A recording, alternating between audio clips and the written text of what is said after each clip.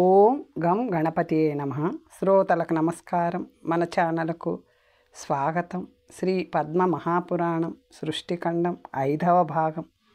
అజైకపాదుడు, అహిర్బుధ్నుడు, విరూపాక్షుడు, రైవతుడు, హరుడు, బహురూపుడు, సురేశ్వరుడైన త్రయంబకుడు, సావిత్రుడు, జయంతుడు, పినాకుడు, అపరాజితుడు, ఈ 11 మంది రుద్రులని విఖ్యాతులు. వీరిని గణేశ్వరులని అందురు. వీరు మానసపుత్రులు, త్రిశూలధారులు. వీరికి 84 కోట్ల మంది అవినాశులైన పుత్రులు కలిగిరి. వీరు అన్ని దిశలను రక్షించుచుందురు. వీరు సురభి గర్భమున ఉదయించిన పుత్ర పౌత్రులు. ఇక కశ్యపుని పుత్రులను పౌత్రులను వివరించెదను. కశ్యపుని భార్యలు అదితి, దితి, ధను, అరిష్ట, సురస, సురభి, వినత, తామ్ర, క్రోధావశ, ఈరా, కద్రు, కశ, ముని. వారి పుత్రుల పేర్లను చెప్పెదను విను. చాక్షుష మన్వంతరములో తుషితులని చెప్పబడిన వారు వైవస్వంత మన్వంతరములో 12 మంది ఆదిత్యులు. వీరి పేర్లు ఇంద్ర, ధాత, భగుడు, త్వాష్ట, మిత్రుడు, వరుణుడు, ఆర్యముడు, వివస్వంతుడు, సవిత్రుడు, పూషుడు, అంశుమంతుడు, విష్ణు. ఈ 12 మంది 1000 కిరణములు కలిగిన ఆదిత్యులు. మరీచపుత్రుడైన కశ్యపునకు అదితి ఎందు పుట్టినవారు వీరు. ఋషి అయిన కుశాశ్వుని పుత్రులు దేవ ప్రహరణులు. ఈ దేవగణాలు ప్రతి కల్పంలోనూ మన్వంతరములోనూ పుట్టుదురు, లీనమగుదురు. కశ్యపుని ద్వారా దితికి హిరణ్యకశిపుడు, హిరణ్యాక్షుడు అని 2 పుత్రులు జన్మించిరని విన్నాం. హిరణ్యకశిపునకు ప్రహ్లాదుడు, అనుహ్లాదుడు, సంహ్లాదుడు, హ్లాదుడు అను 4 పుత్రులు జన్మించిరి. ప్రహ్లాదునకు ఆయుష్మంతుడు, శిబి, భాస్కలి, విరోచనుడు అను పుత్రులు 4 కలిగిరి. విరోచనకు బలి అను కుమారుడు కలిగెను. బలికి 100 మంది పుత్రులు. వారిలో అందరికంటే పెద్దవాడు భానుడు.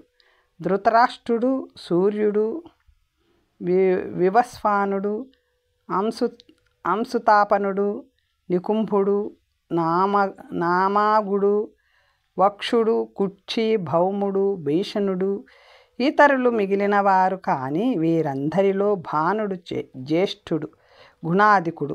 భానుడు 1000 చేతులు కలవాడు, సర్వాస్త్ర ప్రయోగములు కుశలుడు. అతని తపస్సుకు మెచ్చి శంకరుడు శూలపాణి అయి అతని పురములోని వసించెను. హిరణ్యాక్షునకు అంధకుడు, భూతతాపనుడు, మహానాగుడు మొదలగు వారు పుత్రులు అయిరి. వీరి పుత్రులు పౌత్రులు 77 కోట్ల మంది. వారందరూ మహాబలవంతులు, మహాకాయులు, నానా రూపములు కలవారు, మహాహౌజసులు. కశ్యపుని ద్వారా ధనువునకు వర గర్వితులైన 100 మంది పుత్రులు జన్మించిరి. వారిలో మహాబలవంతుడైన విప్రచిత్తి ముఖ్యుడు, ద్విరాష్ట్ర మూర్ధుడు, శంకు, శిరోధరుడు, అయోముఖుడు, శంభరుడు, కపిలుడు, వామనుడు, మరీచి, మాగధుడు, హరి, గజశిరస్సు, నిద్రాధరుడు, కేతు వీర్యుడు, లేశక్రతుడు, ఇంద్రమిత్ర గ్రహుడు, వజ్రనాభుడు, ఏకవస్త్రుడు, మహాబాహుడు, వజ్రాక్షుడు, తారకుడు, అసిలోముడు, పులోముడు, వికుర్వాణుడు, మహాపురుడు, స్వర్భానుడు, వృషపర్వుడు మొదలగు వారు ధనుపుత్రులు. సుప్రభ స్వర్భానుని పుత్రిక, శచి పులోముని పుత్రిక. మయుని పుత్రికలు ఉపధానవి, మండోదరి, కుహు. వృషపర్వుని పుత్రికలు శర్మిష్ఠ, సుందరి మరియు చండ. వైశ్వానరుని పుత్రికలు పులోమ, కాలక అనువారు. వీరు మారీచుని భార్యలు. బహుభార్యలు కలిగి కలిగిన మారీచుడు ఎంతోమంది పుత్రులకు జన్మనిచ్చెను. వారిరువురి ద్వారా 60,000 మంది దానవులు జన్మించిరి. మారీచునకు పౌలోములో కాలకంచులు జన్మించిరి. వారు హిరణ్యపురములో నివసిస్తూ బ్రహ్మ కోసం తపస్సు చేసి మానవులచే అవధ్యులుగా నుండునట్లు వరమును పొందెను. కానీ విజయుడు వారిని సంహరించెను. విప్రచిత్తి సింహిక ద్వారా 9 మంది పుత్రులను జన్మనిచ్చెను. హిరణ్యకశిపుని సోదరి పుత్రులు 13 మంది. వారి పేర్లు కంసుడు, శంఖుడు, రాజేంద్రుడు, నలుడు, వాతాపి, ఇల్వలుడు, నముచి, కస్రుమ, అంజనాధుడు, నరకుడు, కాలనాభుడు, పరమాణుడు మరియు ధనువంశ వివర్ధనుడైన కల్పవీర్యుడు. సంలాదుని వంశములో పుట్టినవారు నివత కవచులు. వీరు దేవ, గంధర్వ, ఉరగ రాక్షసులచే చంపబడరు. కానీ రణములో అర్జునుని చేతిలో మరణించెను. కశ్యపునకు తామ్ర ద్వారా 6 పుత్రికలు కలిగిరి. వారి పేర్లు సుఖి, శ్యేని, బాసి, సుగృద్రి, గృదిక మరియు శుచి. సుఖి సునకములకు అంటే సుఖములకు, సుఖి సుఖములకు, చిలుకలకు, ఉలూకములకు అంటే గుడ్లగూబ జన్మించెను. శ్యేని ఢేగలకు, బాసి గృద్రి అంటే గ్రద్దలకు, సుగృద్రి పావురములు మొదలైన పక్షులకు, శుచి హంసలకు, సారస పక్షులు మరియు కారండవములకు జన్మించెను. ఇది తామ్ర సంతానం. ఇక వినతపుత్రులను గురించి వినుము. పక్షి శ్రేష్ఠుడైన గరుడు, పక్షిరాజైన అరుణుడు, సౌధామణి అను పుత్రిక. వీరు వినుత సంతానం. సంపాతి మరియు జటాయువు అరుణుని పుత్రులు. సంపాతి పుత్రుడు బభ్రువు. జటాయువు పుత్రులు కర్ణికారుడు మరియు శతగామి అని విఖ్యాతము. వారికి అసంఖ్యాకమైన పౌత్రులు కలిగిరి.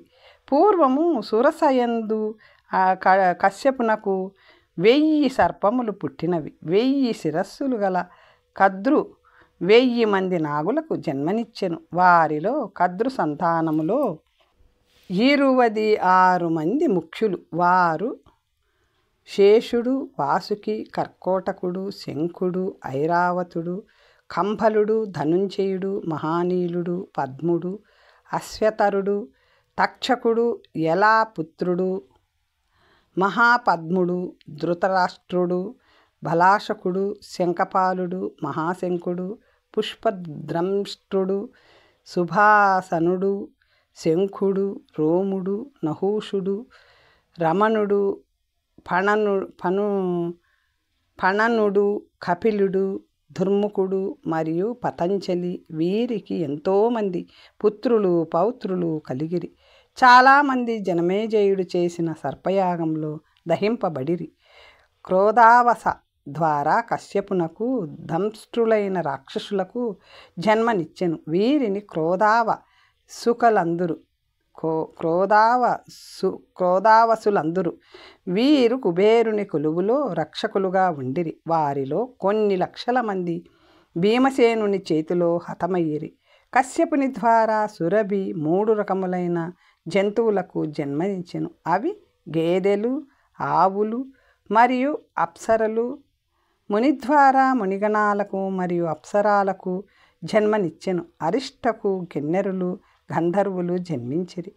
ఈరకు తృణములు అంటే గడ్డి వృక్షములు, లతలు, గుల్మములు జన్మించిరి.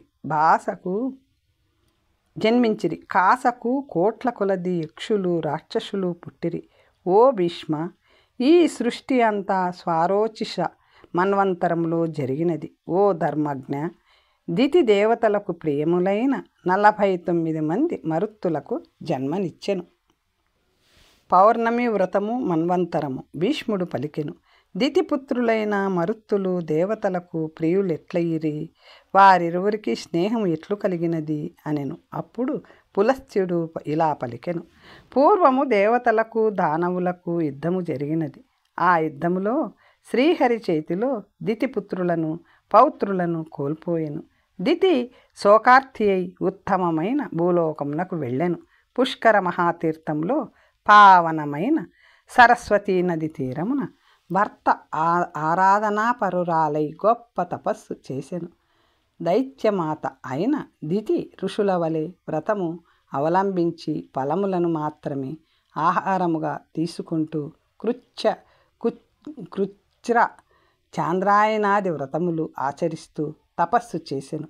తపస్సుచే తప్తమైన శరీరం గల దితి వశిష్ఠాది మునులను సమీపించి పుత్రశోకమును నశింపచేసి ఇహపరలోకములలో సౌభాగ్యం ప్రసాదించే వ్రతమును ఉపదేశించమని వేడుకొనెను. వశిష్ఠాది మునులు జ్యేష్ఠ పౌర్ణమి నాడు ఆచరించదగిన వ్రతమును ఉపదేశించిరి. ఆ వ్రతము వలన దితి పుత్రశోకము నుండి విముక్తురాలు అయినది.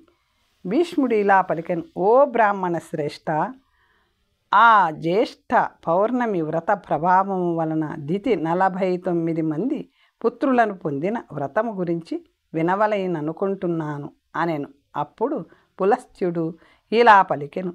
వశిష్ఠాది ఋషులు పూర్వము దితికి ఉపదేశించిన వ్రతమును చెప్పెదను వినుము.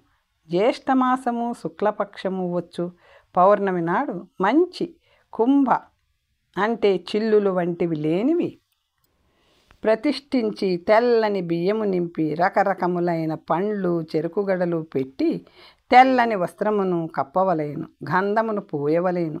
ఆ తరువాత దానిపై రాగి కలశమును ప్రతిష్ఠించి అందులో యథాశక్తిగా బంగారము బెల్లమును వివిధ రకముల భక్ష్యములను అందులో ఉంచవలేను. దానిపై తామర పువ్వును పెట్టి ఆ పువ్వు మధ్యలో బ్రహ్మను ప్రతిష్ఠించి చక్కెరతో చేసిన సావిత్రీమూర్తిని బ్రహ్మకు ఎడమవైపు కూర్చుండబెట్టవలేను. వారిని ధూప దీప నైవేద్యములతో అర్చించవలేను. గీత వాయిద్యములతో గానము చేయవలేను. ఇలా చేయలేని పక్షమున బ్రహ్మ పేరుతో ఒక ప్రతిమను బెల్లముతో చేసి ఆ బ్రహ్మను తెల్లని పూలతోనూ అక్షతలతోనూ నువ్వులతోనూ అర్చించవలేను. పిదప ఈ విధముగా అంగపూజ చేయవలేను. బ్రహ్మకు నా నమస్కారములు అని పాదములకు పూజించవలేను. సౌభాగ్యతకు నా నమస్కారములు అని జంగములను అంటే పిక్కలను పూజించవలేను.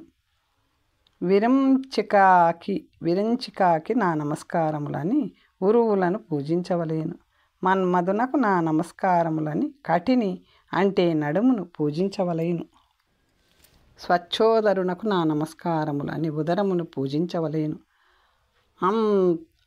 అతంద్రకు నా నమస్కారములని వక్షమును పూజించవలేను.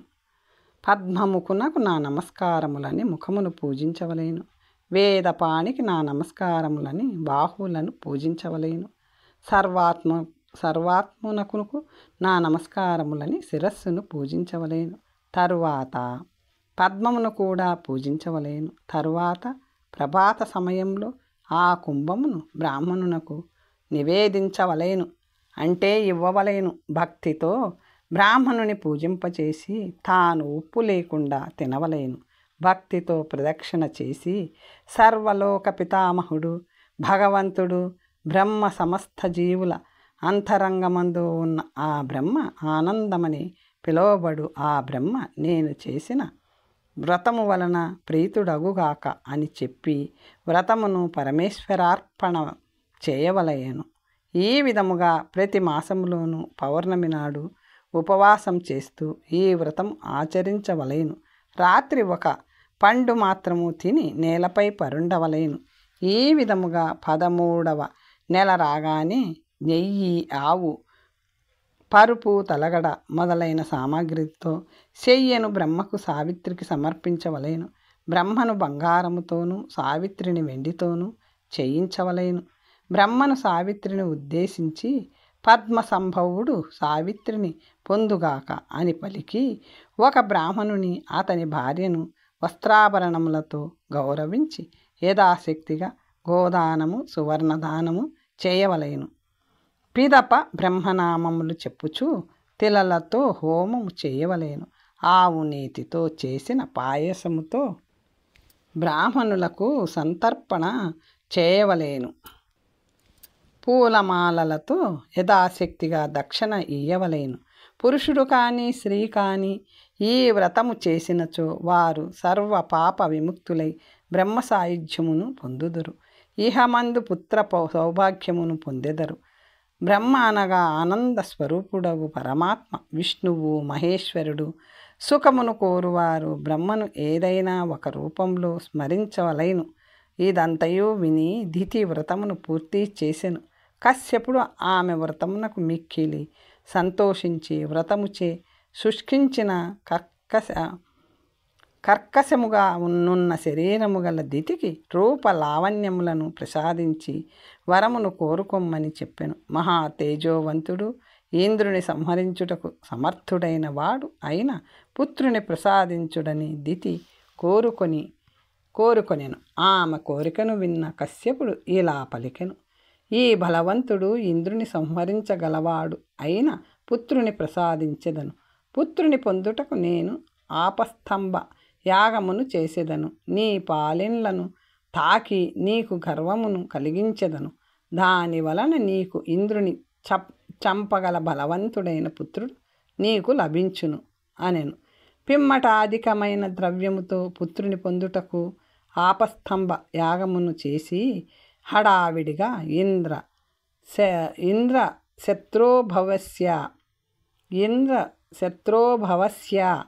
శత్రువా జన్మించు అని పలికి అవిస్సును సమర్పించెను. అంతటా దేవతలు మూర్ఛితులైరి. దైత్యదానవులు పెడమొగమైరి.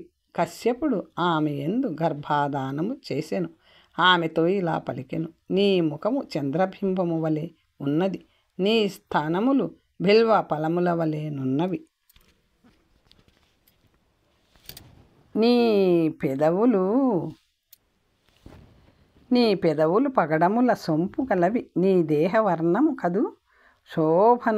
కడు శోభనము. ఓ విశాలాక్షి, నిన్ను చూసిన పిదప నన్ను నేను మరచితిని. ఓ శుశ్రోణి, నీ శరీరమందు స్వయముగా నేను గర్భమును ఉంచితిని.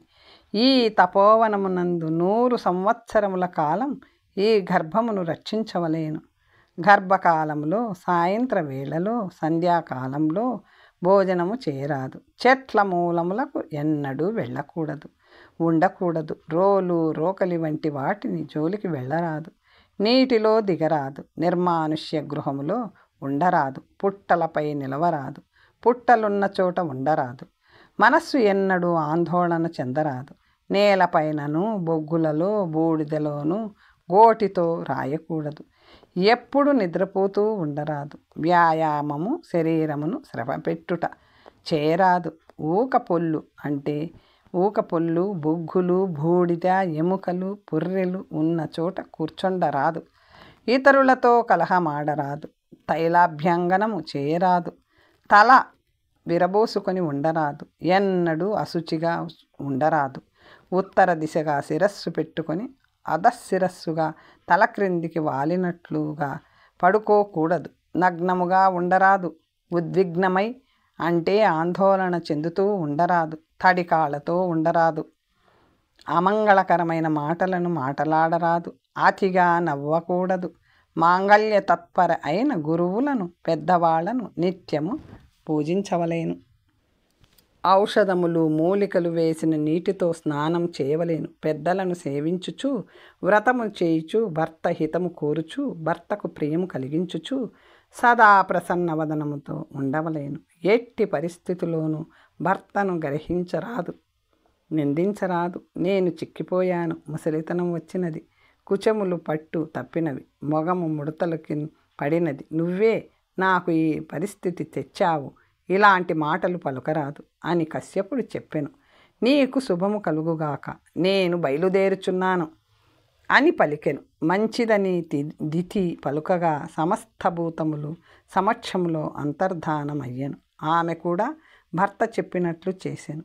ఇంద్రుడు ఇది తెలుసుకొని దేవలోకమును వదిలి దితి చెప్పినట్లు వినుటకు ఆమెను సేవించుటకు అచ్చటికి వచ్చెను. ఆమెతో పాటు అక్కడే ఉండిపోయెను. ఆమెలో ఏదైనా పొరపాటు కనిపిస్తుందా అని వేచి చూచుచుండెను. బయటకు ప్రసన్నముగా ఉన్నను మనసులో ఆందోళనను చెందుతుండెను. ఆమె సంగతి ఏమియో తెలియనట్లు ఆమె మంచిని కోరిన వాని వలె నటించుచుండెను. 100 సంవత్సరములకు వ్రతమునకు 3 రోజులు మిగిలి ఉండగా తాను ధన్యురానునని భావించి గర్వమును పొంది కాళ్ళు కడుగుకొనకుండా జుత్తు విరబోసుకొని పగలు నిద్రించెను.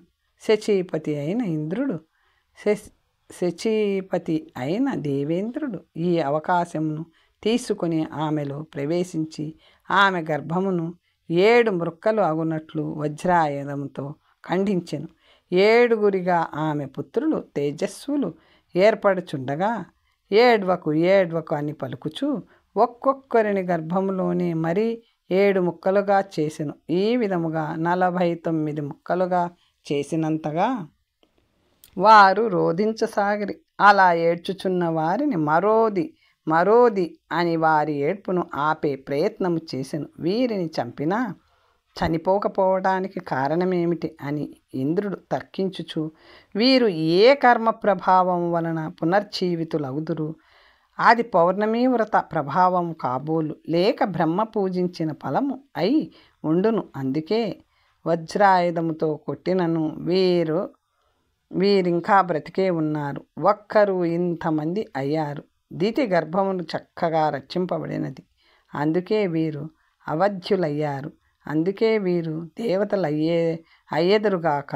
గర్భంలోనున్నప్పుడు మరోది ఏడ్వవద్దు అని చెప్పబడుట వలన వీరు మరుత్తులయ్యెదరు. వీరు భాగ్యులు అయ్యెదరు కాక అని తలచి దేవేంద్రుడు దితి వద్దకు వెళ్ళి, తల్లి, నన్ను క్షమించు. నేను అర్థశాస్త్రమును అనుసరించి నేను ఈ పాపము చేసి తిని. దేవేంద్రుడు ఈ మరుద్గణాలను దేవతలకు సమానముగా చేసి వారితో పాటు దితిని విమానం ఎక్కించి స్వర్గమునకు వెళ్ళెను. అప్పటి నుంచి మరుత్తులు యజ్ఞములలో భాగులయ్యిరి. వారు అసురులతో కలవకుండా దేవతలకు ప్రియులయ్యిరి. భీష్ముడిలా పలికెను, ఓ బ్రాహ్మణ, మీరు ఆది సర్గమును అంటే మొదటి సృష్టిని విస్తరించి చెప్పిరి. అలాగే ప్రతి సర్గము దానికే అధిపతులు ఆ వివరములను నాకు విస్తరించి చెప్పవలేను అనేను. పులస్త్యుడు ఇలా పలికెను, సకల సామ్రాజ్యమునకు అధిపతిగా పృథు చక్రవర్తి అభిషేకింపబడిన పిదప అతడు ఈ పృథ్వీకంతటికి అధిపతి అయ్యెను. బ్రహ్మదేవుడు సోముని, చంద్రుని, సమస్త ఔషధులకు, యజ్ఞవర్తములకు, నక్షత్రములకు, బ్రాహ్మణులకు, వృక్షములకు, గుల్మములకు, లతలకు, తపస్సులకు రాజుగా చేసెను.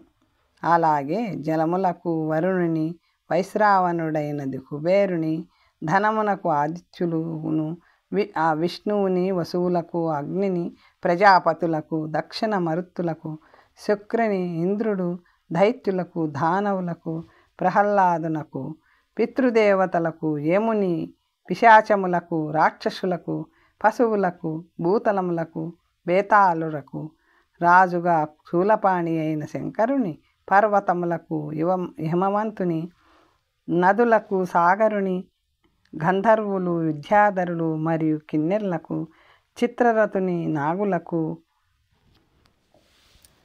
నాగులకు, ఉగ్రవర్యుడైన వాసుకిని, సర్పములకు, తక్షునికి, దిగ్గజములకు, భైరాతమును, పక్షులకు, గరుడుని, గుర్రములకు, ఉచ్చైశ్రవమును, మృగములకు, సింహమును, గోవులకు, వృషభమును, సర్వ వనస్పతులకును, జువ్వి చెట్టుకు రాజులుగా చేసెను.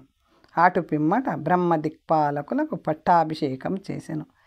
సువర్మను తూర్పునకు, శంకుని దక్షిణమునకు, సకేతుమంతుని పడమర దిక్కునకు, మేఘుని పుత్రుని హిరణ్య రోముని ఉత్తర దిక్కునకు అధిపతులుగా చేసెను.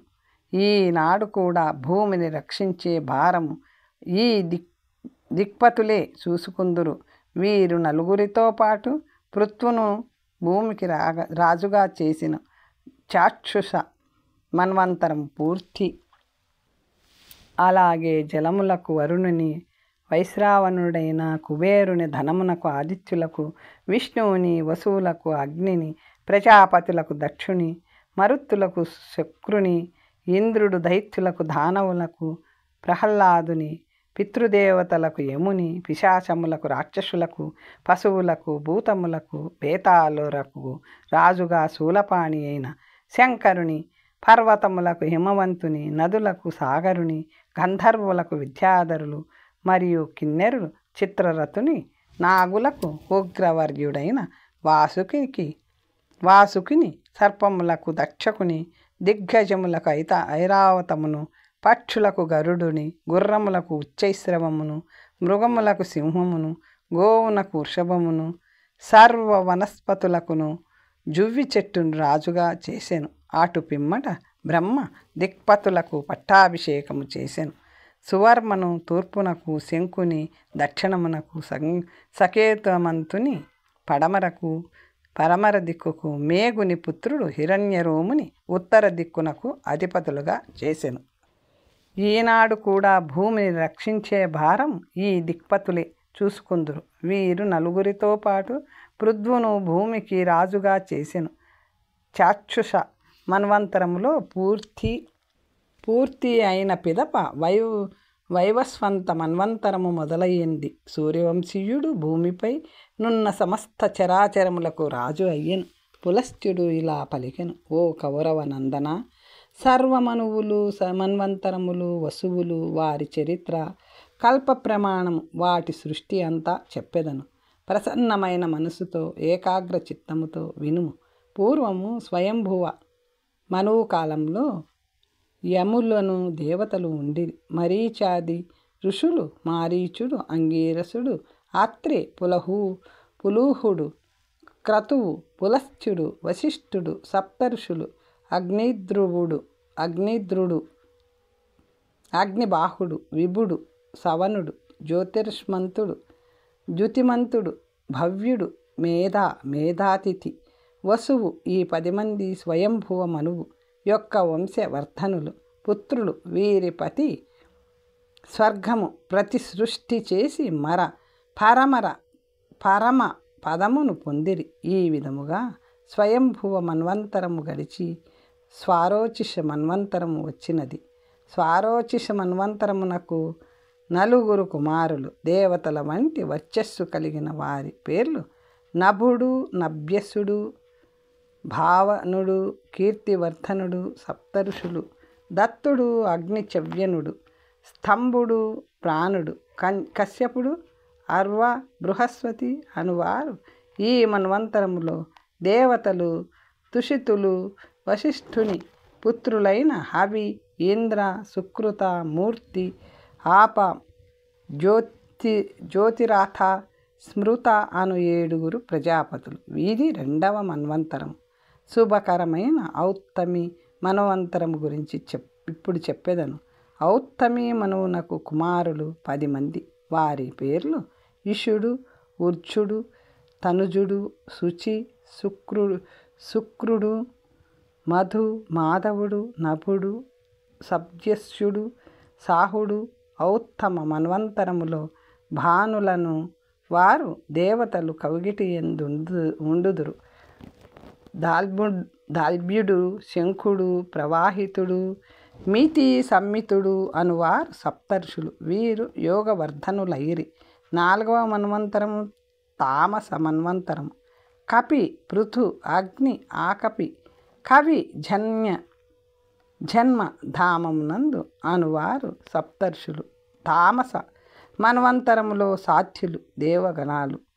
అకల్ముషుడు, తపుడు, ధర్మాన్ని తపోబలముడు, తపోధనుడు, తపోరాశి, తపస్యుడు, సుతపస్యుడు, వరంతప్పుడు మనుపుత్రులు.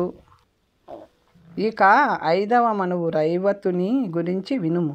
రైవత మనువు కాలంలో దేవబాహుడు, సుబాహుడు, ప్రజన్యుడు, సమయుడు, ముని హిరణ్యరోముడు, సప్తాశ్వుడు, సప్త ఋషులు, భూతరజస్సులు, దేవతలు. వీరిని ప్రకృతులని అందురు. అవసుడు తత్వదర్శి, వీతిమాకుతుడు, హవ్యుడు, కపి, ముక్తుడు, నిరకుచ్చుడు, సత్వుడు, నిర్మోహుడు, ప్రకాశకుడు అను ఈ 10 మంది ధర్మమతులు, వీర్యవంతులు అనువారు బలవంతులు అయిన రేవతుని పుత్రులు.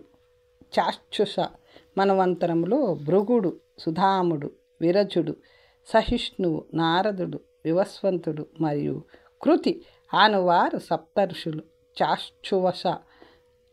చాక్షుష మన్వంతరములో లేఖులు మరియు విభులు వేరువేరుగా దేవతలు. చాక్షుష మన్వంతరము ఆరంభమైనప్పుడు 5 దేవతలుండిరి. 20 మొదలగు వారు 10 మంది చాక్షుష మనువు పుత్రులు. స్వయంభువ మనువు గురించి చెప్పినప్పుడు వారి గురించి చెప్పితిని. ఈ విధముగా రాక్షస మన్వంతరము గురించి చెప్పితిని. తర్వాత కథ వచ్చే భాగంలో తెలుసుకుందాం. నమస్తే.